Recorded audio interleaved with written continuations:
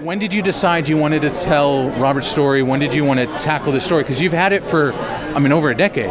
Yeah, I actually I optioned the rights to the Mapplethorpe story in 2006 with a script, an original script by a great set designer and writer named Bruce Goodrich. It was called The Perfect Moment, and it looked back on the case that made him really infamous in this country in 1989 over the perfect moment after his death, where, gallery directors were taken away or resigned or shut down because nobody could handle the contents of that show.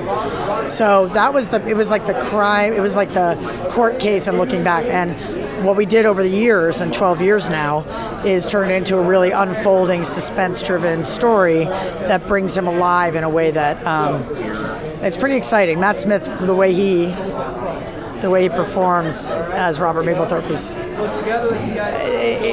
his casting video could never have prepared me for that performance. What he delivered in 19 shooting days. Wow. 19 shooting days. So it was like 12 years in the making and 19 shooting days.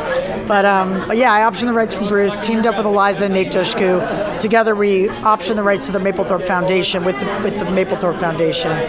Took it to Sundance Labs in 2010. I then rewrote the script, did like 58 drafts since then.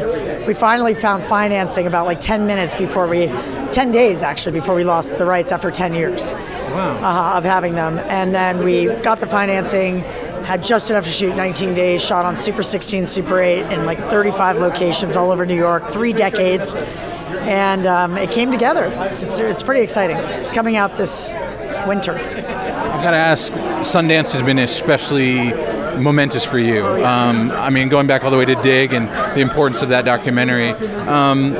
What are your feelings about that festival? It's got to be something that you're the only 2-time recipient of the Grand Jury Prize. I love the Institute itself. The Institute has been so crucial to my growth as an artist, more than any organization on earth. And so when I won for Dig in 2004, it definitely put me on the map, but I would have absolutely no way of predicting what it would be like to be at those labs. I didn't know. I think when people think of Sundance, they think of this incredible, and it is this defining institution of the independent film world. But what the Institute does in the labs, the Writers Lab, Directors Lab, and Producers Lab, is they teach us how to find the truth on screen and to bring the truth to the screen and to create narratives that are going to impact our culture for years and years to come.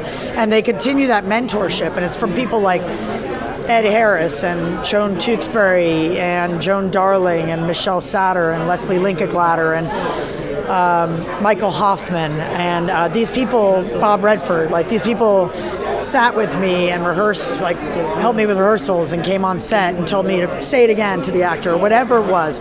We went through acting classes together, writing classes. So that's what Sundance has done for me. But besides, when I won the second time, I think for We Live in Public, it was that was it. I was seen as a great artist after that. I didn't have to prove it anymore like that. And I don't know that that's true or not, but it just made my career a little bit easier, I think, winning the second time.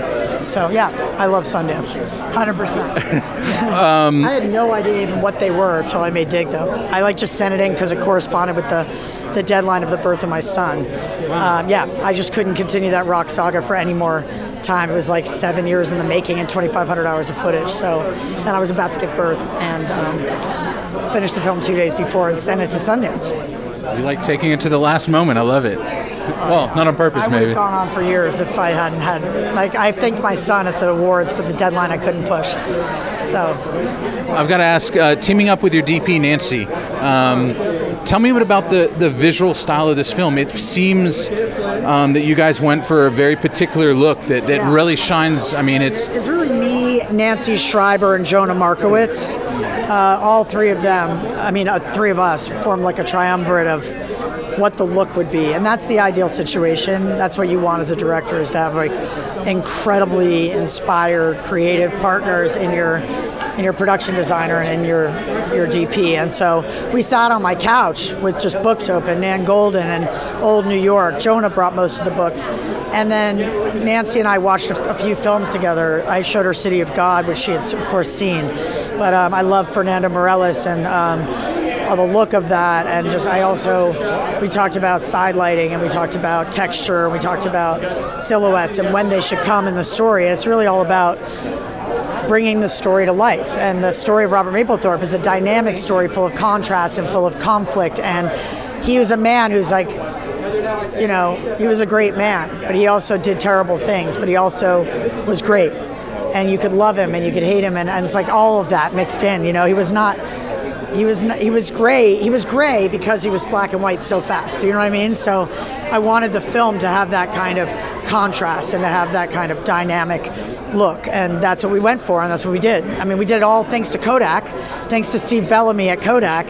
We did it all, and Ann Hubble, but Steve was the one who said it would be a crime against humanity if you made Mapplethorpe in anything but film, if you shot on anything but film. And I said, well, it was out in the desert in Palm Springs, and I was sitting at this dinner. I'd never met the man. He was sponsoring LA Film Festival, and I was like their special guest for the retreat, and so afterwards we were sitting next to each other, and then when he said that to me, I said, well, right now we're budgeted we're not budgeted for film, so if you're saying it's equally as expensive or it's all going to work out, like, you need to walk me through that, like, be our partner, make sure it can happen, and he's like, absolutely, and he was good on his promise, and we just shot it all on film. So and it changes everything. Film is just so, I'm making a film right now about the opioid epidemic, a documentary, and I'm shooting film, a lot of it. Film, to me, I believe in it, so even though I shot most of my films on digital. Well, thank you so much for doing it in film, because it looks amazing. Thank you. And I've got a kind of final question. What's it mean to you? You've known Jim for a while, but being a closing night film for this festival in particular, that I love Austin and I love Jim. I know Jim back from Minneapolis, where I got an award, a Career Achievement Award in 2009, when We Live in Public was coming out. And he set up a beautiful evening in Minneapolis that was fantastic. And so I went there, and that's how I knew him. And then I remember when he said he was moving to Austin, I had no idea he was running this. I don't think I'd made anything relevant to this yet, because I had not made a film about a gay artist yet. But I'm so honored to be here and to be the closing night film, and I'm so honored to be part of the LGBTQ community and to be exposed to everything and everyone I've been exposed to throughout this circuit so far, from Provincetown to Frameline. These festivals are really important to the dialogue, and they're really important to the mental health and morale and community building of this community, which is a vast community of people. And so it's been a real education this year, a real pleasure, and I'm honored to be the closing night film. Thank you for coming, and Andy, thank you so much. It's a pleasure.